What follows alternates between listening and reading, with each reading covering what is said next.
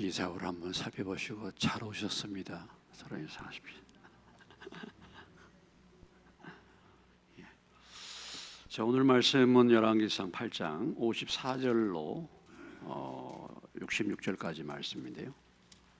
열왕기상 8장 54절부터 66절까지 말씀입니다.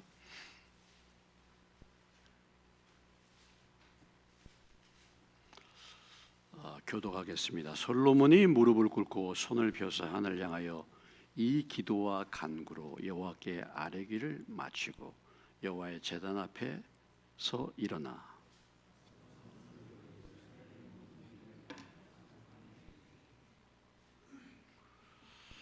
여호와를 찬송할지로다. 그가 말씀하신 대로 그의 백성 이스라엘에게 태평을 주셨으니 그중 모세를 통하여 무릇 말씀하신 그 모든 좋은 약속이 하나도 이루어지지 아니함이 없도다.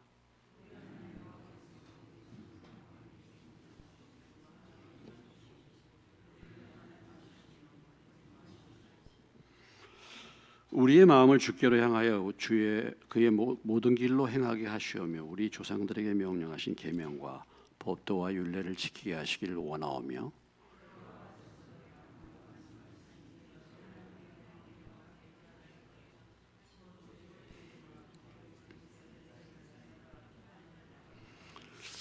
이에 세상 만민에게 여호와께서만 하나님이시고 그 외에는 없는 줄을 알게 하시기를 원하노라.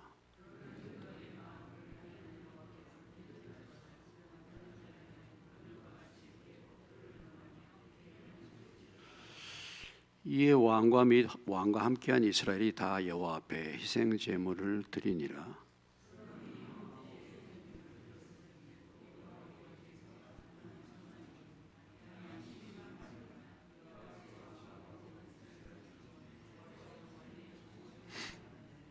그날의 왕이 여호와의 성전 앞들 가운데를 거룩히 구별하고 거기서 번제와 소제와 감사 제물의 기름을 드렸으니 이는 여호와의 앞 놋제단이 작으므로 번제물과 소제물과 화목제의 기름을 다 용납할 수 없습니다.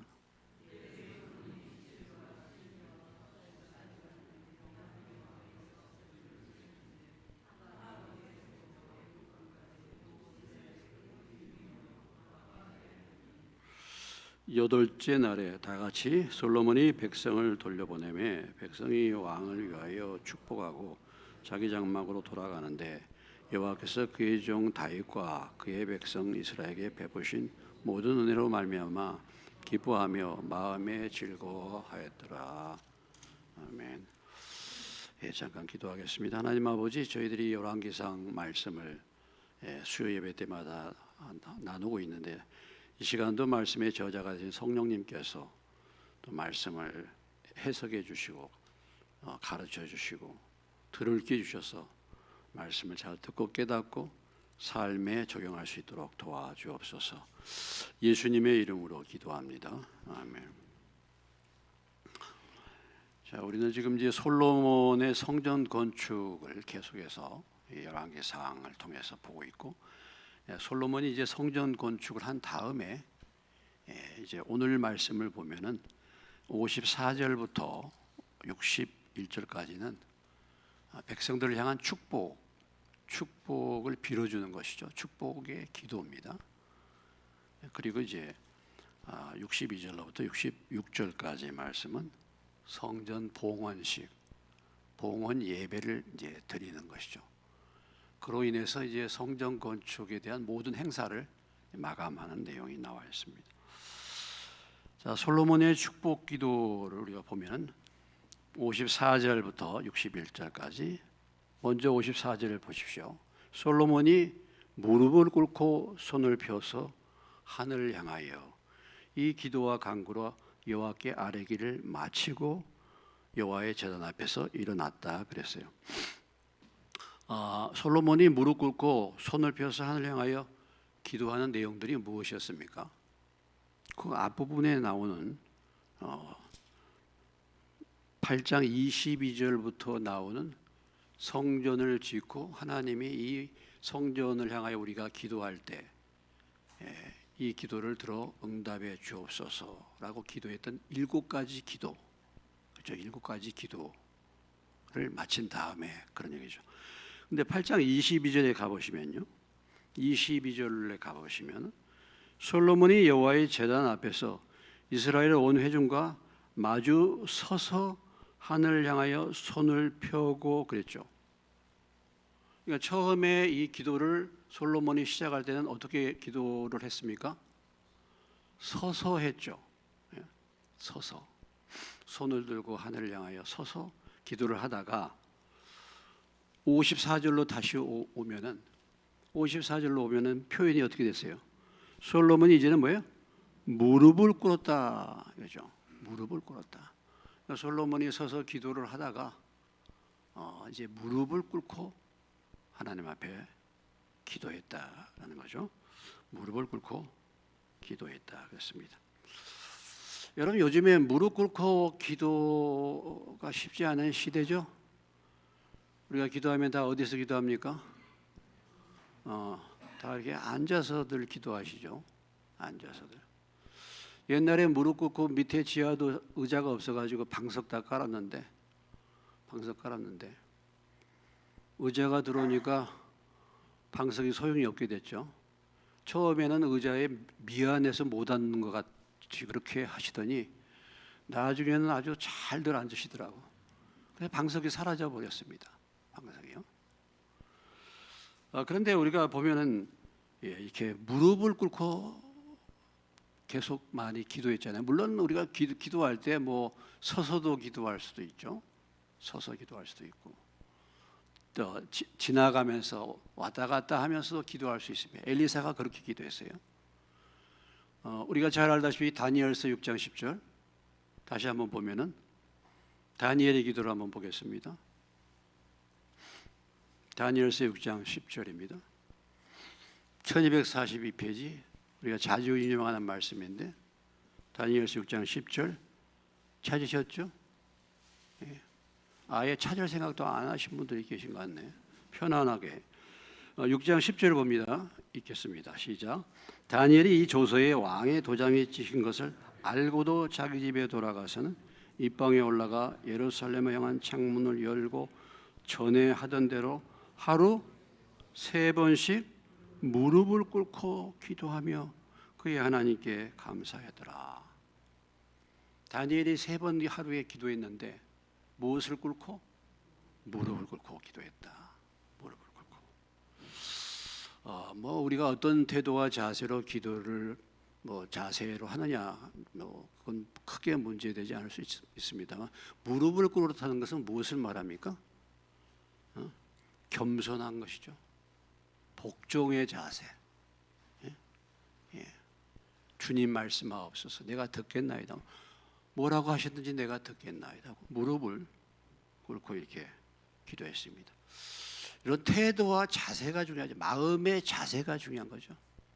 그러니까 무릎을 꿇은 것은 서서 하는 것보다 마음의 태도와 자세 이런 것이 중요합니다. 마음의 태도와 자세.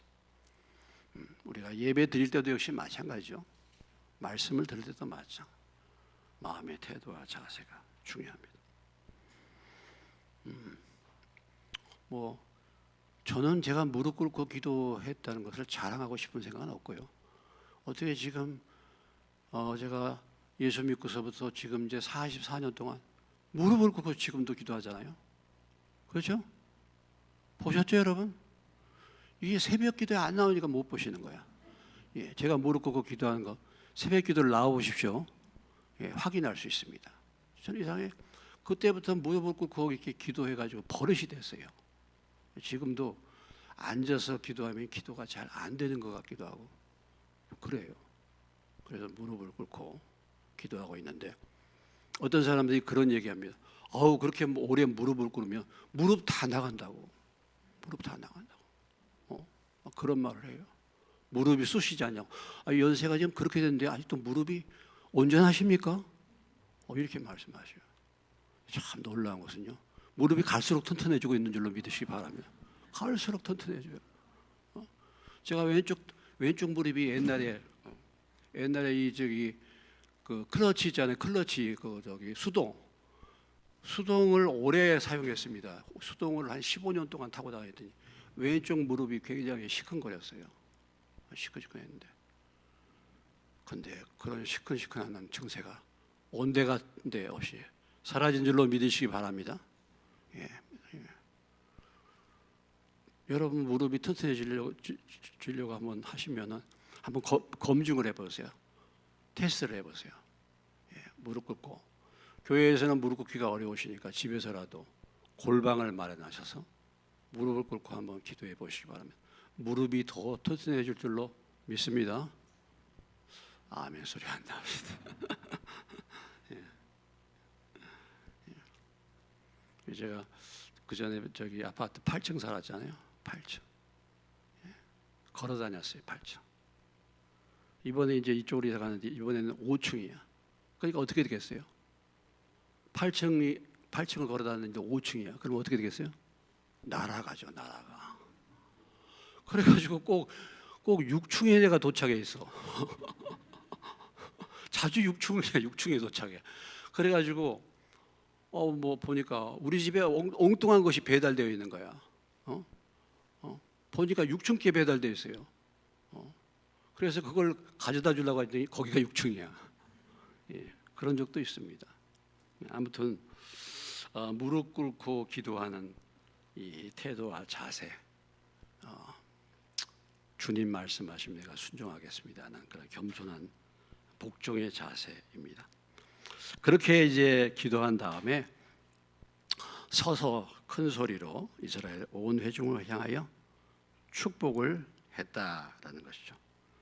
자, 55절 이하에 보면은 솔로몬의 축복 기도, 축복의 내용이 나오죠. 축복. 예, 서서 큰 소리로. 그러니까 온 회중을 향하여 복을 빌어주려면은 온 회중이 볼 수 있어야 되잖아요. 그러니까 뭐 당연히 서야 되겠죠. 그리고 큰 소리를. 왜냐? 마이크가 없어 그때는. 그러니까 될 수 있는 대로 큰 소리로 축복을 한 것입니다. 그래서 솔로몬이 축복하는 축복의 내용이 어떤 것을 축복했는가 쭉 보시면은 56절로 57절 여호와를 찬송할지로다 그가 말씀하신 대로 그의 백성 이스라엘에게 태평을 주셨으니 그종 모세를 통하여 무릇 말씀하신 그 모든 좋은 약속이 하나도 이루어지지 아니함이 없도다. 자, 축복을 빌어주기 전에 하나님이 주신 축복을 말해야 되잖아요. 하나님이 주신 축복을 말해야 돼.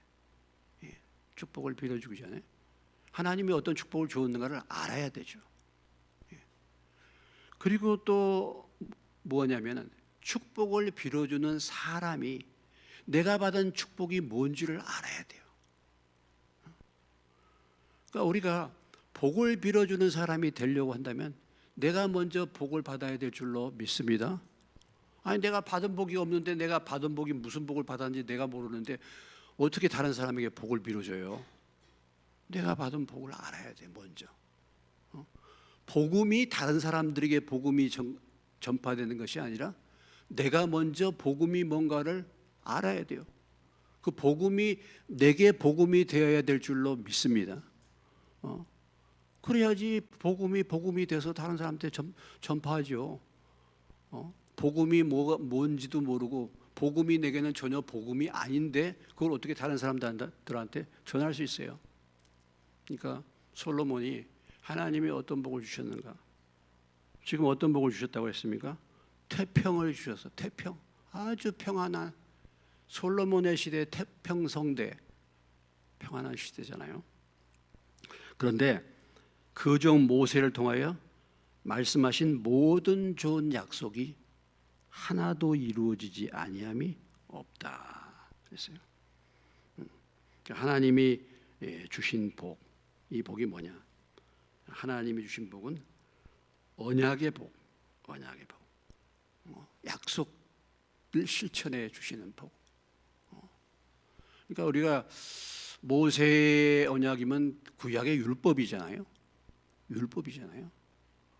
근데 우리가 율법을 생각할 때 율법은 항상 우리를 책망하고 우리에게 뭐 죄를 깨닫게 하고 뭐 그렇게 하는 건데 그러나 그 말씀을 순종해서 살면은 모세의 율법도 이런 복이 있게 된다. 복을 체험하게 된다라는 거죠. 그래서 이 솔로몬에 대해 와서 태평을 주셨는데 그 약속이 하나도 남김이 없이 다 이루어졌다. 물론 뭐 이 가운데는 이런 솔로몬이 이런 복을 누리기까지 뭐 그 위의 사람들, 특별히 다윗이 하나님을 제대로 섬겼기 때문에 그래도 자식 솔로몬 때에 와서 이 복을 누리는 거 아니겠습니까? 그러면서 오늘 솔로몬이 빌어주는 축복은 뭐냐면 57절 보시겠습니다. 같이 다시 한번 읽겠습니다. 시작. 우리 하나님 여호와께서 우리 조상들과 함께 계시던 것 같이 우리와 함께 계시었고 우리를 떠나지 마시오며 버리지 마시었고. 복을 빌어주는데 축복의 기도가 무엇입니까? 어떤 기도입니까? 하나님이 함께 해달라는 기도죠. 하나님이 함께.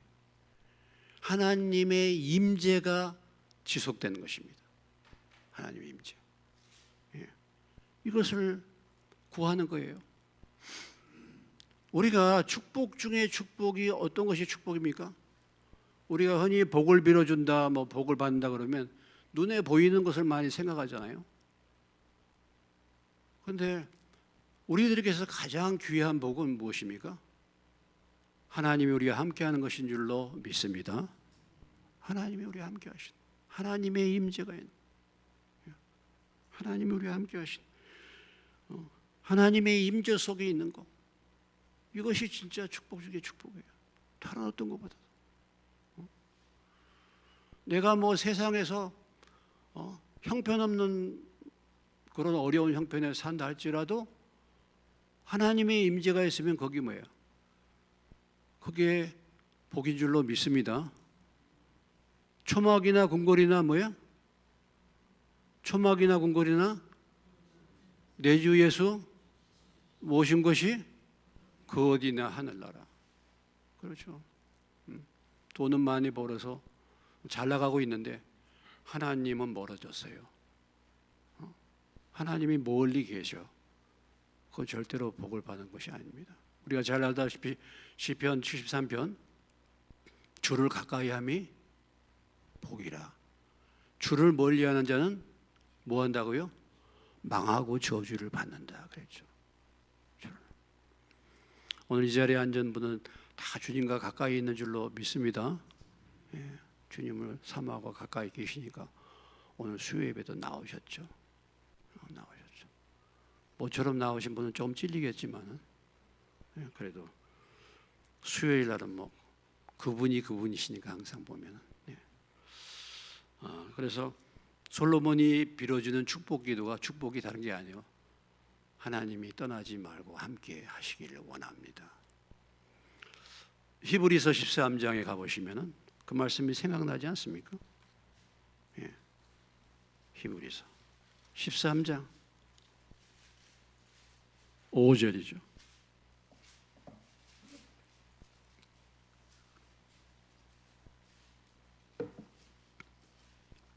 자, 13장 5절 같이 읽겠습니다. 돈을 사랑하지 말고 있는 바를 족한 줄로 알아. 그가 친히 말씀하시기를 내가 결코 너희를 버리지 아니하고 너희를 떠나지 아니하리라 하셨느니라. 하나님이 약속하셨죠. 솔로몬이 지금 버리지 말게 해달라고, 떠나지 말게 하시고 함께 우리를 떠나지 마시고 버리지 말아달라고 이렇게 기도했는데 히브리서 기자는 뭐예요? 그 기도의 응답을 얘기하고 있잖아요. 히브리 기자는 뭐라고 얘기하셨습니까? 내가 결코 너희를 버리지 않고 너희를 떠나지 아니하리라 이렇게 말씀하셨죠. 떠나지 않겠다.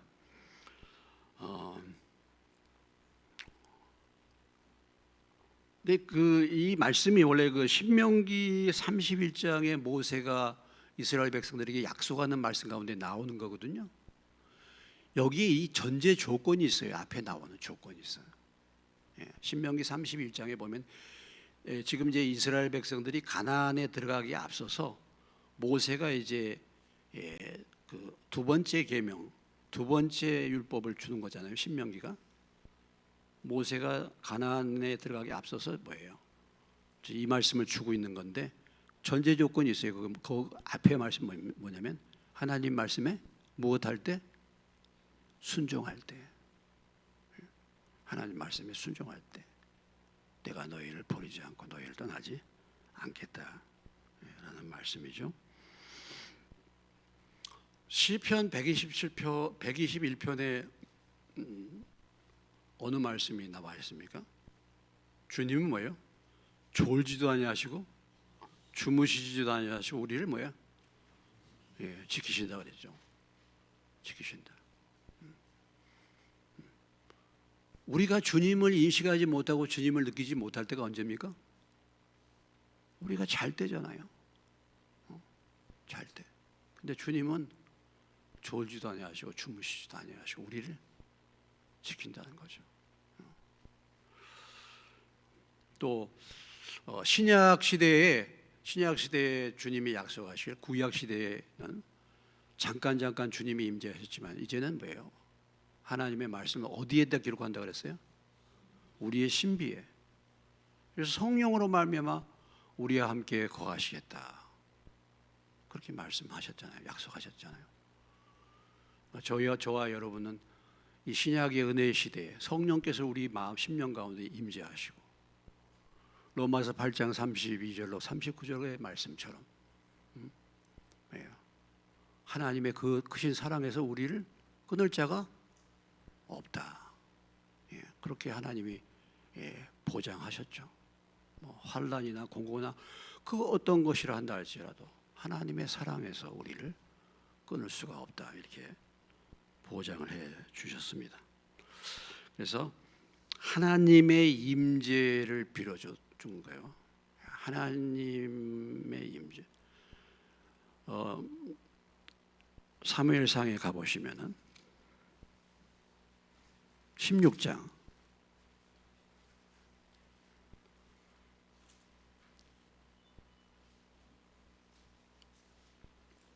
14절입니다.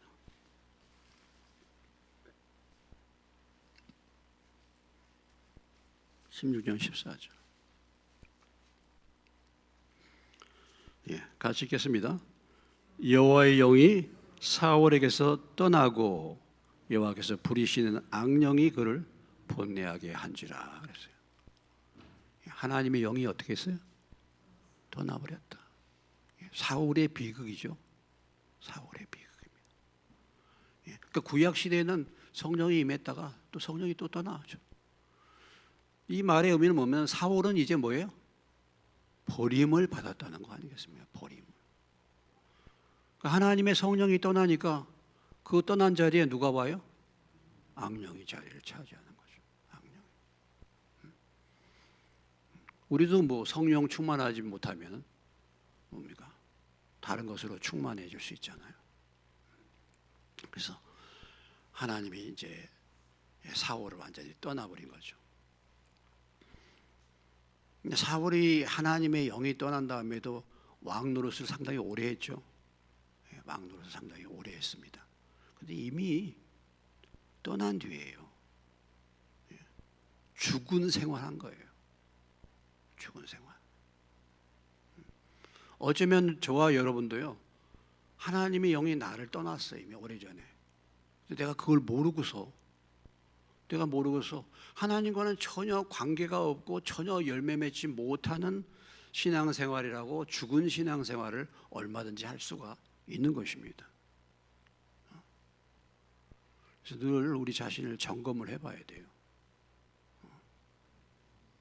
성령의 기쁨이 있는지, 성령의 열매가 나타나는지 이런 부분들을 돌아봐야 할 것입니다. 그래서 정말 귀한 축복 중에 축복은 하나님의 임재를 빌어주는 것이죠. 오늘 솔로몬이 그렇게 빌어주고 있죠. 자, 그 다음에 58절로부터 31절까지 61절까지 내용을 쭉 보시면 읽어보겠습니다. 우리의 마음을 주께로 향하여 그의 모든 길로 행하게 하시오며 우리 조상들에게 명령하신 계명과 법도와 율례를 지키게 하시기를 원하오며 여호와 앞에서 내가 간구한 이 말씀이 주야로 우리 하나님 여호와께 가까이 있게 하시옵고 또 주의 종의 일과 주의 백성 이스라엘 일을 날마다 필요한 대로 돌아보사 이에 세상 만민에게 여호와께서만 하나님이시고 그 외에는 없는 줄을 알게 하시기를 원하노라. 그런즉 너희 마음을 우리 하나님 여호와께 온전히 바쳐 완전하게 하여 오늘과 같이 그의 법도를 행하며 그의 계명을 지킬지어다. 솔로몬이 이스라엘 백성들을 위해서 축복해 준다는 축복의 기도가 좀 이상하죠. 방향이 어떤 뭐 눈에 보이는 뭐 물질의 복, 무슨 자녀의 복, 뭐 막 우리가 생각할 때 막 이런 거 생각하는데 그것과는 방향이 상당히 다른 것을 볼 수 있어요. 무엇을 지금 빌어주고 있습니까? 마음을 온전히 하나님께로 드려라. 마음을 온전히 하나님께로 드려서 하나님의 말씀에 뭐예요? 말씀에 순종하는 삶을 살도록 기도해 주는 거 아니겠습니까? 마음을 주께 온전히 향해서 주야로 하나님 말씀을 가까이 하고 말씀에 순종하여 누구만 섬기게 하옵소서? 하나님만 섬기게 하옵소서. 오늘 밤 솔로몬의 이 축복의 기도가 보면은 정말 성경에서 말하는 합당한 축복이죠. 합당한 축복입니다. 구약 시대에도 솔로몬이 이렇게 축복을 빌어줬다는 거죠. 뭐 요즘에 참 보면 우리가 축복하면 늘 눈에 보이는 것만 생각하는데 오늘 솔로몬이 빌어주는 이 축복을 생각해 보면은 하나님이 임재, 하나님 떠나지 말게 해달라는 것과 그다음에 뭐예요? 하나님의 마음을 온전히 하나님께 드려서 하나님 말씀에 순종하고 오직 하나님만 섬기게 해달라는 이것이 진정한 의미의 영적인 축복인 줄로 믿으시기 바랍니다.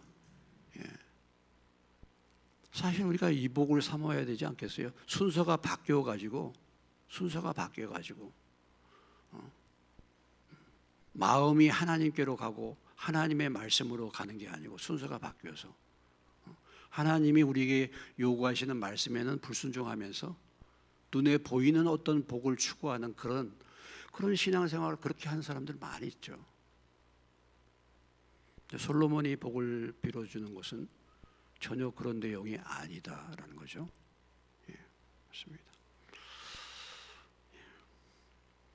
아무튼 하나님은 복을 빌어주기 원하시는 이런 복을 받으시기를 주님의 이름으로 축원합니다. 복을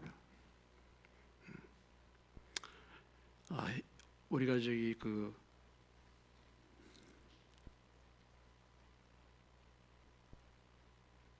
민수기 6장으로 가볼까요? 민수기 6장. 여기 보면 이제 제사장들의 축복 기도가 나오죠. 민수기 6장.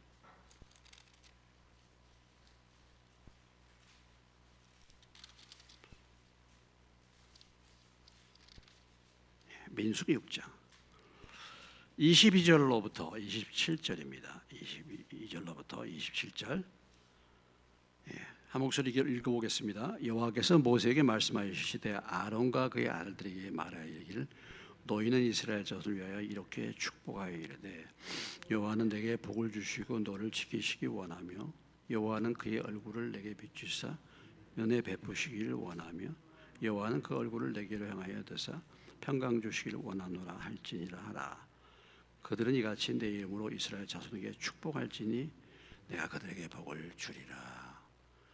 그래서 하나님의 사람들, 하나님의 일꾼들이 축복을 빌어줄 때 하나님께서 그들에게 복을 주시겠다 이런 약속을 하셨죠. 그리고 우리가 주일날마다 말씀을 끝나고 난 다음에 무엇을 하고 있습니까? 마지막 축도죠. 축도가 무슨 의미입니까? 축도는 무엇의 약자죠? 축도가 무엇의 약자입니까? 축복 기도의 약자, 복기가 빠진 거예요. 예? 예. 아시겠습니까 이제? 예. 그게 그 말씀의 기준이 어디입니까? 우리가 보면은 고린도후서 13장 13절이죠. 한번 보시겠습니다. 이걸 이제 날마다 매주 예배 때마다 이 말씀을 기초로 해가지고 기도해 주는 거예요. 축도하는 것입니다.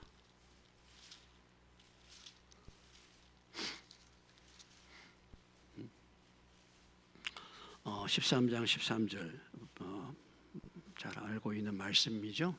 잘 들었던 말씀이죠. 이렇게 마지막 이제 고린도 교회를 향하여 바울이 축도하는 거죠. 읽어보겠습니다. 주 예수 그리스도의 은혜와 하나님의 사랑과 성령의 교통하심이 너희 무리와 함께 있을지어다.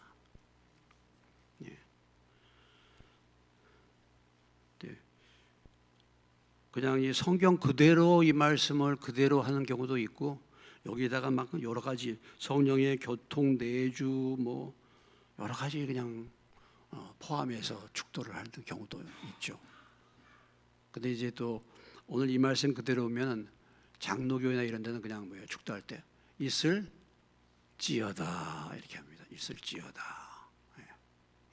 하나님의 그 권위를 가지고 있을지어다. 근데 침례교회는요 그렇게 잘 안 하죠.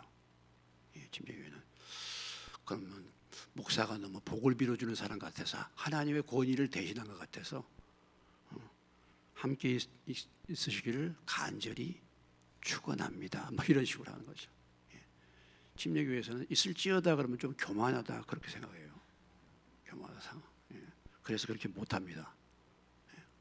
아무튼 성경 본문은 이런 거예요. 성경 본문은 있을지어다. 복을 빌어주는 자가 되고 복을 서로 간에 복을 빌어주는 자가 되시길 주님의 이름으로 축원합니다.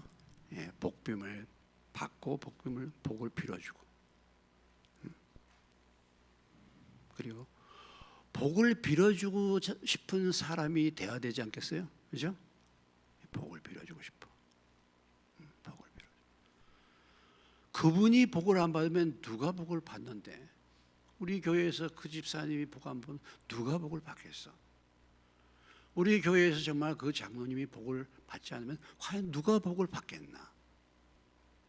복을 막 빌어주고 싶은 그런 사람이 돼야 될 거 아니에요? 복을. 근데 보면은 뭐 마태복음 10장에도 예수님이 제자들을 보낼 때 어느 집을 택해서 그 집에 가서 뭐라 그랬어요? 복을 빌어줘라 그랬죠.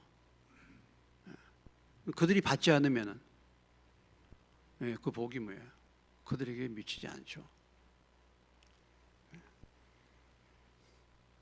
예배 시간에 축도하는 시간에 나가지 마세요. 그 전에 물론 뭐 나가면 그 복이 저한테로 오겠습니다만은 축도를 안 받는 사람들 많아요. 축도. 옛날에 후라이보이 곽규석 씨라고 있었어요. 아십니까 여러분? 안삼에서는 알아요? 모르죠? 세대가 너무 달라. 후라이보이 곽규석 씨가 그분이 교회는 다녔는데 축도 시간에 항상 먼저 나갔대. 나중에 알면 그래서 뭐 되는 일이 뭐 없었대요. 그분이 우리나라 아주 유명한 그 MC잖아요. 사회자. 옛날에 쇼라는 프로그램이 있었어요. 쇼. 여러분 잘 모를 거예요. 쇼. 근데 뭐 그 쇼 프로그램도 사회도 보시고 했는데 나중에 빚져가지고 또 미국으로도 가시고 했었죠. 근데 그분이 나중에 목사님이 되셨어요. 그분이 그때 간증하는데 자기는 축도 시간에 항상 축도 이전에 나갔대요. 하나님이 그래도 축도하는데 하나님이 빌어주는 복을 안 받는 거죠.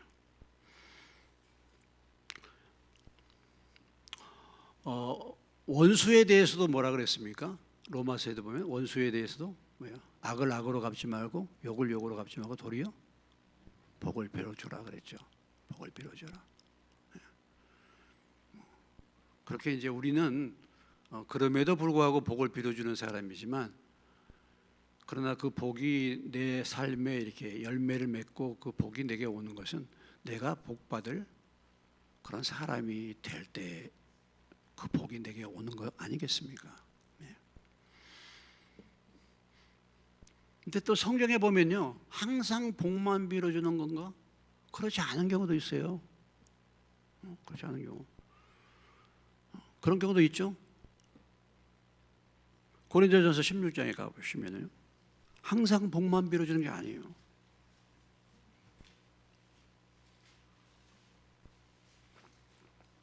고린도전서 16장에 가보세요.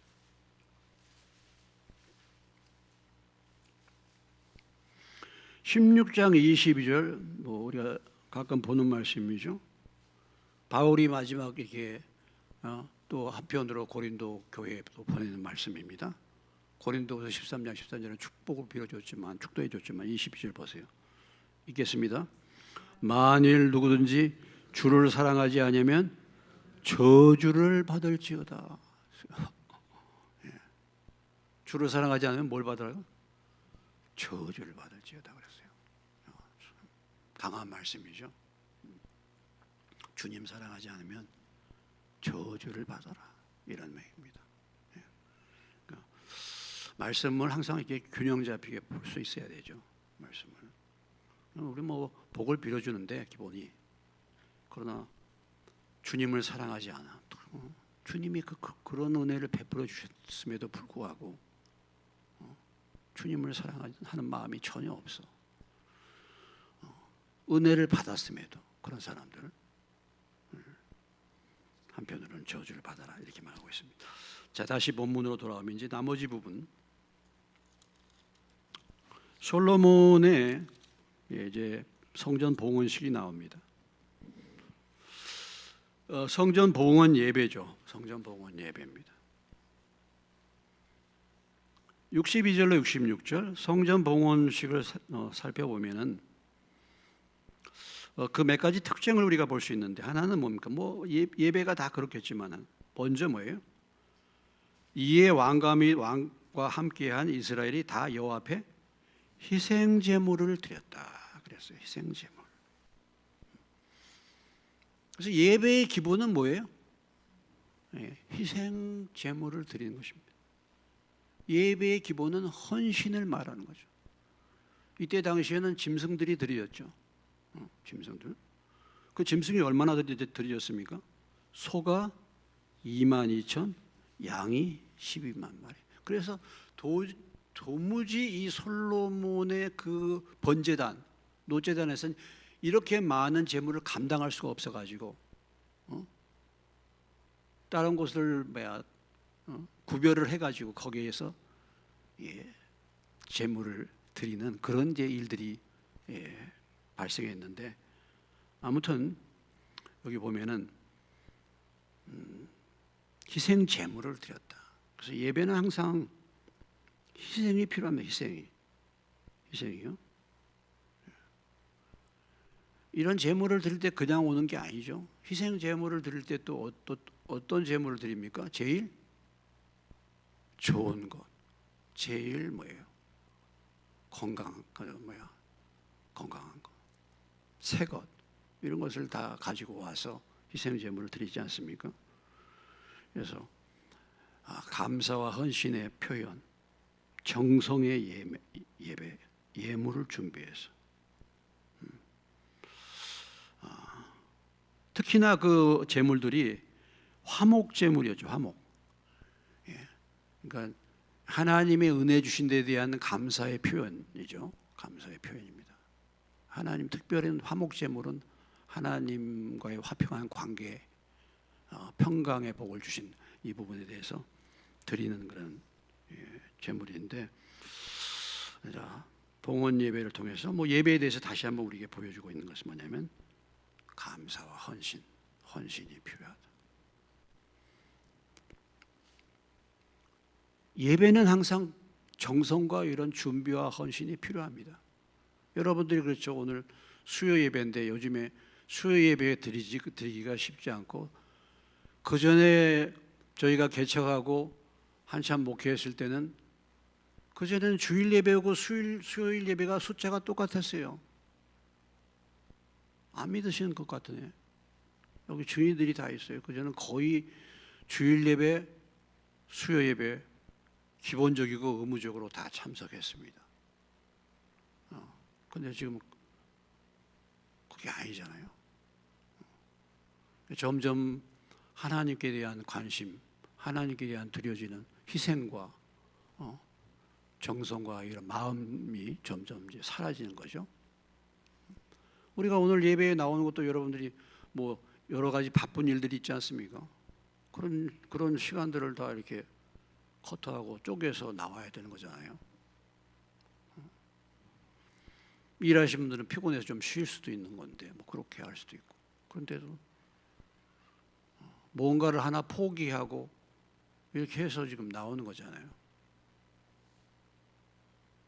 희생, 재물이 필요한 것입니다.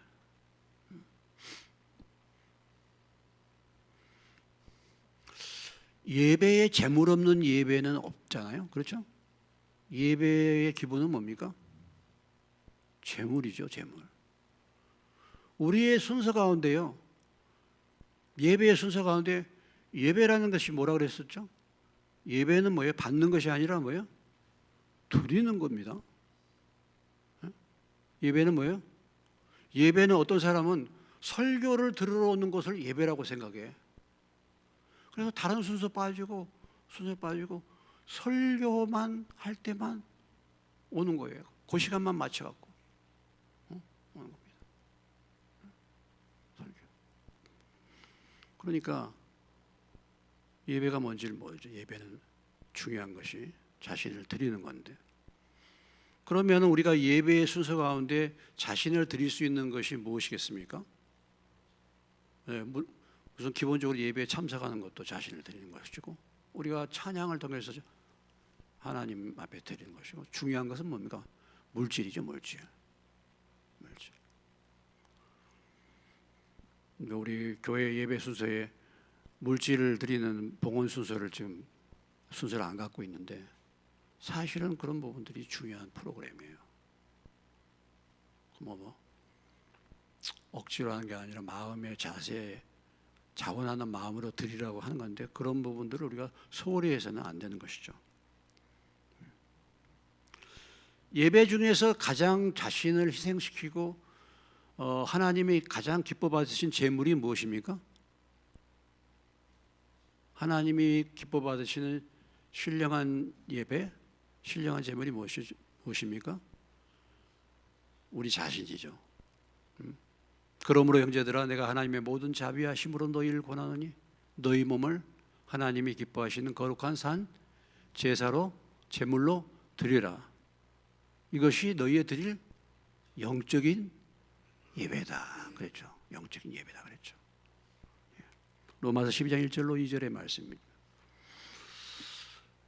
자, 그리고 오늘 이 봉헌 예배를 언제 드렸습니까? 며칠 동안 드렸습니까?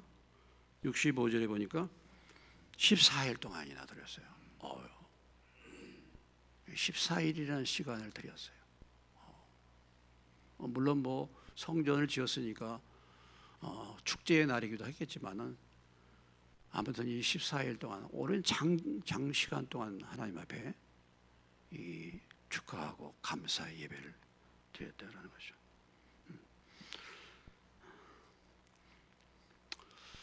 우리의 신앙이 점점 타락하고 무뎌졌을 때에 나타나는 현상이 무엇이었습니까? 예배가 소홀히 되는 거죠. 예배가. 성경에서 보면 성경의 시대에 가장 하나님의 은혜를 잃어버렸던 시대가 어느 시대입니까? 말라기 시대. 우리가 구약의 맨 마지막 선지서가 뭐죠? 말라기입니다. 그죠? 말라기에 보면 여러분 말라기서 한번 읽어보세요. 말라기서의 그 당시에 말라기 선지자가 기록했던 그 이스라엘 당시의 상황을 보면은 그들의 그 표현이 나오잖아요. 그들이 어떤 상태로 예배를 드린가? 정성이 없는 거? 야, 이거 너 사람들한테 갖다 줘봐라. 이거 받겠는가?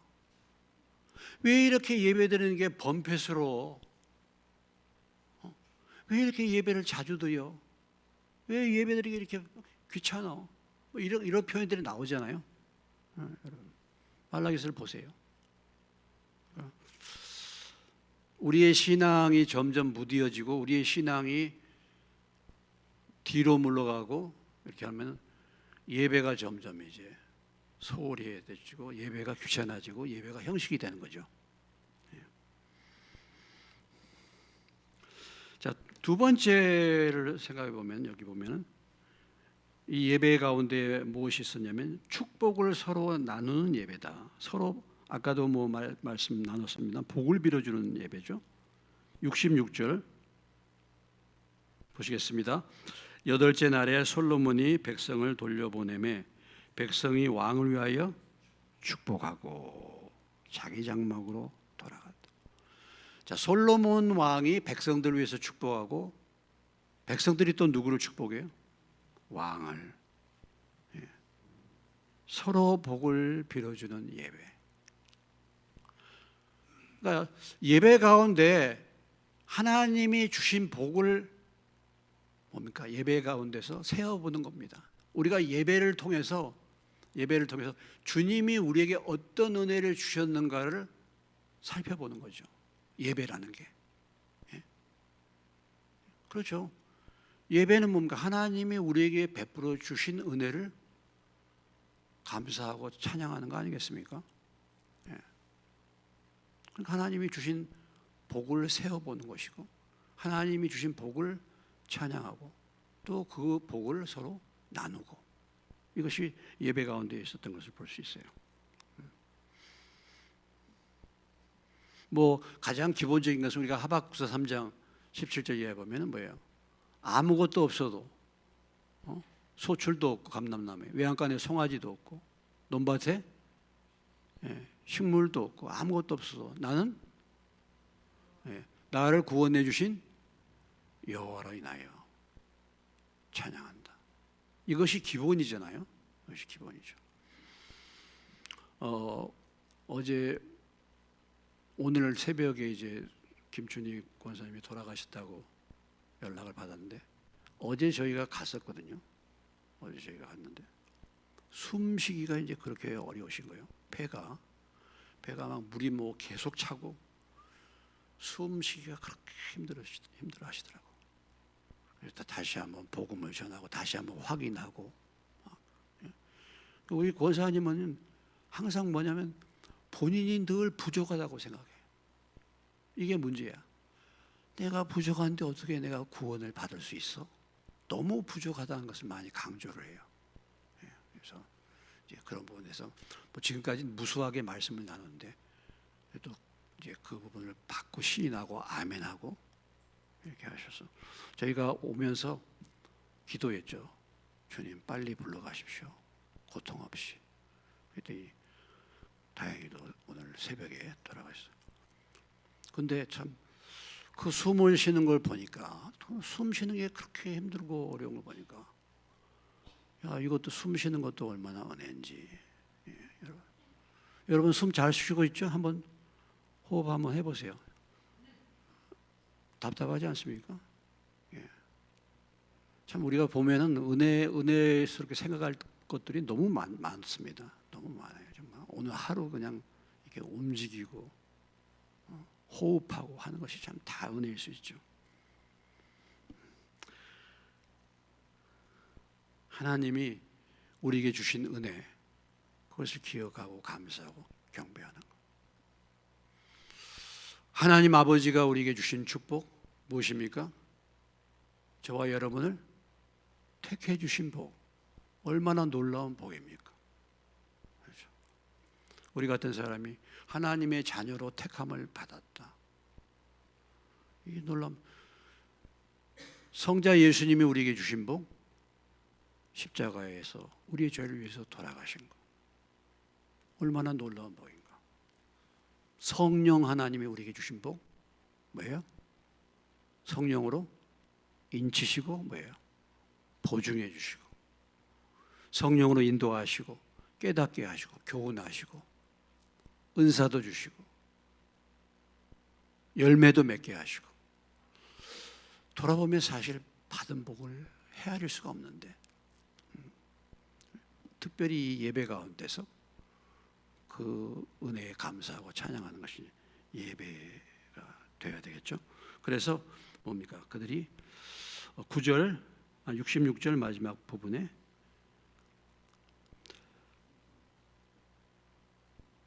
그의 종 다윗과 그의 백성 이스라엘에게 베푸신 모든 은혜로 말미암아 기뻐하며 마음에 즐거워하였더라. 기뻐하며 마음에 즐거워하였더라. 기쁨, 마음의 즐거움. 우리가 예배 드릴 때 예배를 잘 준비해서 늘 예배가 기쁨과 감사 충만한 예배가 이를 드리실 수 있는 저와 여러분 되시길 주의 이름으로 축원합니다.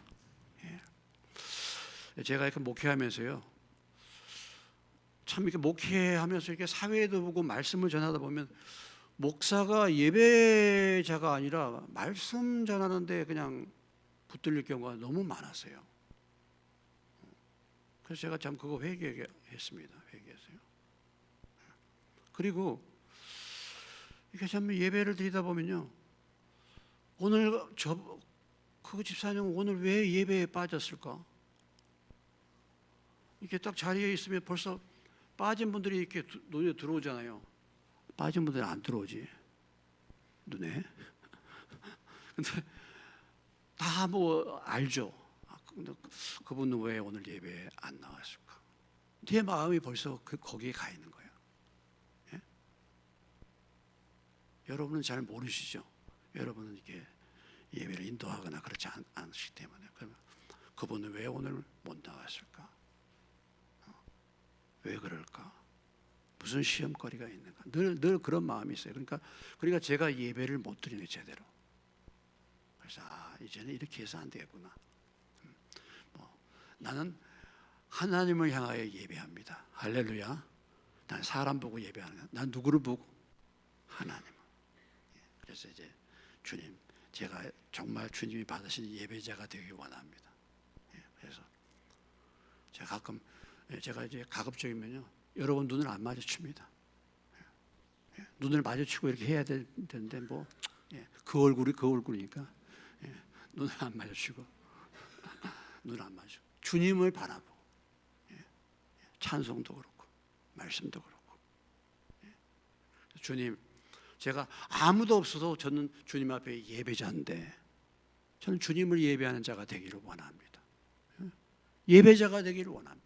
제가 설교자가 아니고 제가 뭐 말씀을 전하고 이런 프로그램에 붙들렸는데 물론 그 책임이 있지만은, 그런데 그 이전에 제가 주님을 예배하는 예배자가 되기를 원합니다. 그렇게 해서 이제 예배자가 되기를 원하고 그것을 위해서 또 힘쓰고 있죠.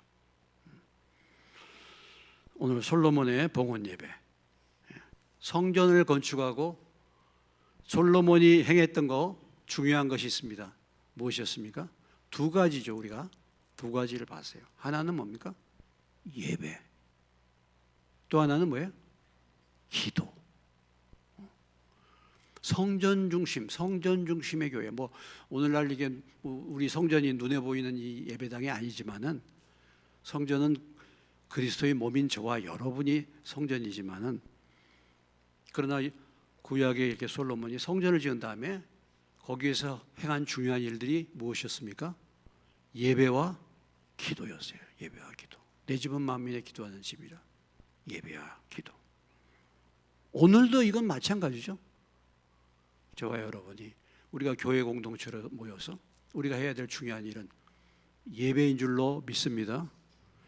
하나님이 우리를 받으시는, 하나님이 지금도 신령과 진정으로 예배한 자를 찾으시는데 저와 여러분이 그런 예배자로 드려주시기를 주님의 이름으로 축원합니다. 또 이 예배당을 지어서 하나님이 우리로 하여금 뭐예요? 기도하기 원하시오. 기도하기. 물론 뭐 골방에 기도를 할 수도 있겠죠. 그러나 기도, 내 집은 만민의 기도하는 집. 솔로몬이 성전 지어놓고 기도하지 않습니까? 그래서 주님이 원하시는 바라시는 그런 아름다운 예배자로 또 기도자로 설 수 있는 저와 여러분 되시길 주님의 이름으로 축원합니다. 네.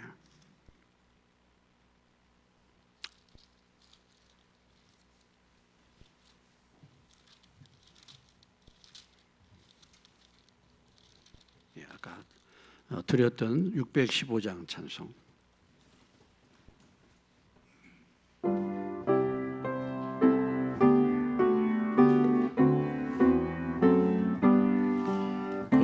큰 일을 행하신 주께 영광, 이 세상을 사랑해 주셨네. 우리 죄를 위하여 죽으시사 저 영원한 생명을 여시었네. 우리 주 높이세 귀한 말씀 듣고, 우리 주 높이세 모두 기뻐하며 주의 주님이 비바 하나님께 그 행하신 큰 역사 찬양하세. 그 큰 일을 행하신 하나님께 주 예수님이 나여 기뻐하네. 주의 주님 우리가 만날 때에 그 기쁨을 어디에 비하리. 우리 주 높이세 귀한 말씀 듣고, 우리 주 높이세 모두 기뻐하며 주 예수님이 하나님께 그 행하신 그 역사 찬양하세. 광고 말씀 여러분들이 다 받으시겠지만 내일 2시 공주장례식장이죠. 내일 2시에 입관 예배 있고 5시 반에 문상 예배, 발인 예배는 금요일 날 오전 11시에 거기서 출발, 아니까 10시 20분에 우리가 발인 예배 드리기로 했습니다. 시간들 되신 분들 참석들 하셔서 위로해 주시고 예배에 참여하시기 바랍니다. 오늘 말씀을 기억하면서 주님, 우리 교회가 주님이 받으시는 예배를 드리는, 신령과 진정의 예배를 드리는 우리 자신 예배자가 되게 하시고, 또한 기도의 일꾼으로 드려서 하나님의 교회 만민이 기도하는 집인데 기도하는 자들로 저희들이 세움을 받을 수 있도록 잠깐 한 2분 정도 같이 기도하고 마치겠습니다. 하나님 아버지, 주님, 솔로몬은 성전을 건축하고 성전 건축이 가장 중요한 목적, 주님 앞에 제사를 지는 예배를 드린 것과 또 성전을 향하여 간절히 기도하는 일이었습니다. 하나님 아버지, 오늘 우리가 눈에 보이는 성전이 아니지만 그러나 주님, 주님의 교회 공동체, 하나님의 백성들이 모여서 주님이 받으시는 예배자로 저희 다시 한번 드려지기를 원합니다. 주님, 그렇습니다. 주님, 오늘도 신령과 진정으로 예배하는 자들을 찾으시는 주님, 우리가 그렇게 예배자로 드려지기를 원합니다. 아버지, 정성을 다하여 마음을 준비하여 우리 자신을 희생제물로 아버지 삼아 주님이 받으시는 예배자로 드려지게 도와주시고, 주님, 우리가 마음을 아파하여 주님 기도하는 자들 될 수 있도록 은혜 베풀어 주시기를 원하고, 그래서 교회가 연합하여 기도할 때 하나님께서 교회에 맡기신 사명을 하나님의 능력과 지혜로 등이 감당할 수 있는 그런 교회가 될 수 있도록 하나님 도와주시기를 간절히 기도하고, 주여 저희 교회에 속한 모든 심령들이 아버지 하나님 예배자가 되게 하시고 기도자로 강건하게 세움을 받게 하여 주셔서 험한 세상 성령의 능력으로 이겨나갈 수 있는 빛과 소금의 직분을 감당할 수 있는 성도들로 우뚝 서게 도와주옵소서. 예수님의 이름으로 기도합니다. 주님, 솔로몬이 성전을 건축하고 주님 앞에 제사와 또 기도를 드렸습니다. 주님, 동일하게 주님이 교회 공동체를 이제 우리에게 허락하시고 저희들로 하여금 주님이 원하시는 예배를 받으시기를 원하시는 줄로 믿습니다. 주님 신령과 진정으로 예배드리는 공동체가 되게 하여 주옵소서. 우리 각자가 주님 앞에 준비하여 정말 우리 자신을 드리는 예배, 주님 받으시는 예배자로 되어지게 하시고, 뿐만 아니라 주님, 성전을 짓고 솔로몬이 그 성전을 향하여 간절히 기도할 때 하나님께서 들으시고 응답해 주신다고 약속하셨습니다. 하나님 아버지, 또 저희 공동체가 기도하는 공동체가 되기를 원합니다. 주님, 우리 힘으로 할 수 있는 것이 없습니다. 주님이 능력과 지혜를 주셔야만 주께서 우리에게 맡기신 사명을 감당하게 될 줄로 믿습니다. 교회 공동체 모든 지체들이 각각의 골방의 삶을 살게 하시고 또한 함께 모여서 기도할 수 있도록 도와주시기를 원합니다. 우리가 먼저 앞서 나가는 것이 아니라 항상 주님의 인도하심을 따라서 나아갈 수 있는 저희가 되게 해 주시옵소서. 예물 드린 손길이 있습니다. 예배와 기도의 사람으로 성장할 수 있도록 축복해 주옵소서. 주님, 내일 있는 또한 아버지 장례 예배 가운데 성령님 임재하여 주셔서 또 믿지 않는 가족들 주님을 믿는 믿음의 역사가 나타나게 도와주시고, 뿐만 아니라 우리의 장례 예배를 통해서 우리 자신도 주님 앞에 설날을 준비할 수 있는 예배 될 수 있도록 도와주시옵소서. 예수님의 이름으로 기도합니다. 아멘.